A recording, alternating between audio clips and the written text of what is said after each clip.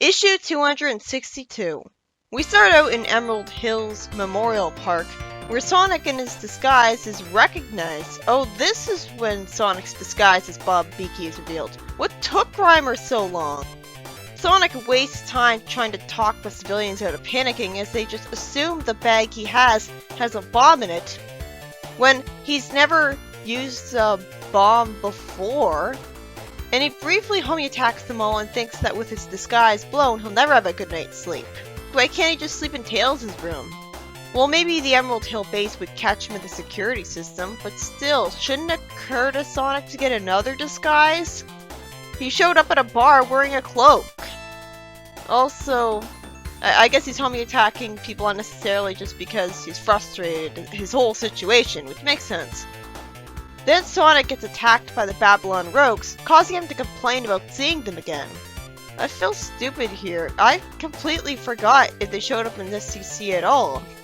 Maybe they're just that forgettable. The reason I had this reaction was because when I was first reading all of the issues on SCC Online, they didn't put the special issues on the horizontal bar, so I didn't see the issue where they first introduced. Sonic lampshades that he saved the lost children of Babylon on live television, and they still turned on him. It turns out Jet's after him for the bounty on his head. A nice callback to when Eggman was in power and Sonic also had a reward out for him. So this whole smear campaign thing is kind of like a bookends thing for him.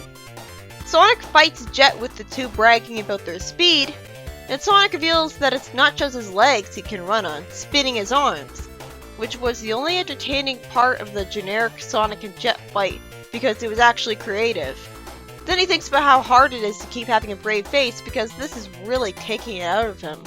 And it's a miracle he hasn't gone super. Then when the police show up and tell him not to move, he naturally leaves, and the cop actually lampshades amusingly, "Do not move. Why didn't you just tell the sun to stop shining?" Everybody mistreating Sonic, somebody who can turn evil Super Sonic whatever he wants, really is a case of bullying the dragon. You'd think that they would just leave him alone out of fear. Sonic complains in his head that every time he tries to think, he's ambushed, and then Omni shows up, and Vector says he's here to kidnap Sonic on behalf of Gun. Sonic naturally lampshades, "Not you too! After everything we've been through!" Yeah, that's especially confusing considering that he easily got Vector and Omni's help earlier, and even expected Omni to agree to help him destroy the Chaos Tap. In the next story, we see Silver seeing the present day, finding it beautiful. Seriously, who is it that's constantly talking to Silver?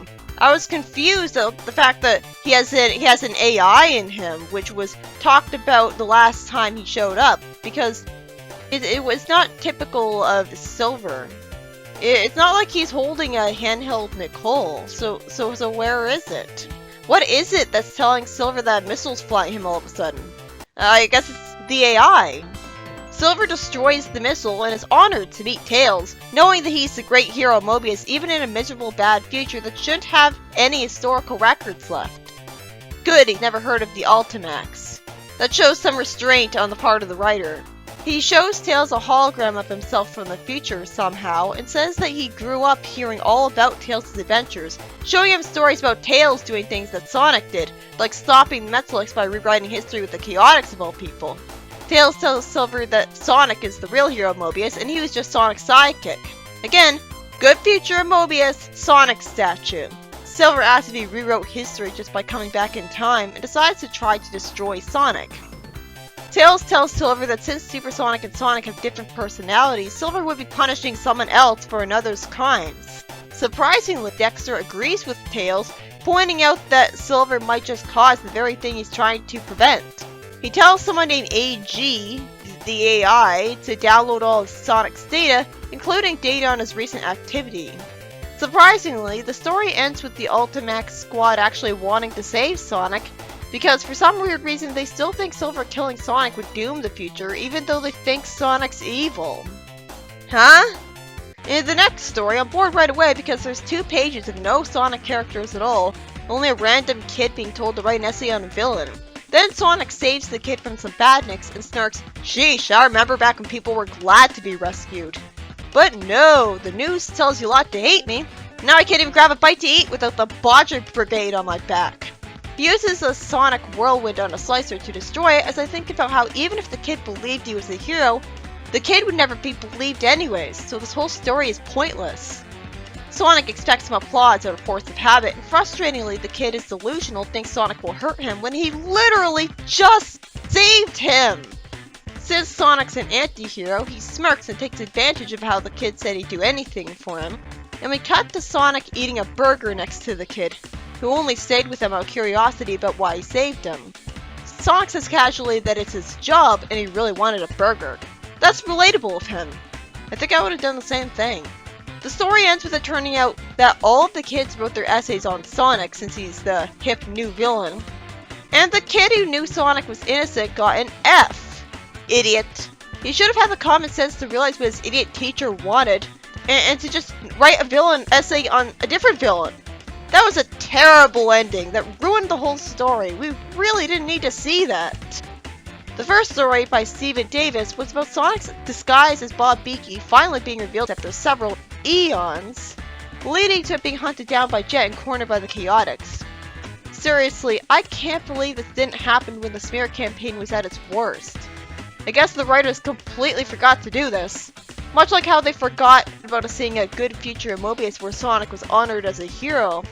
Which is why we have his second story where Silver thinks Tails is responsible for all of Sonic's good deeds.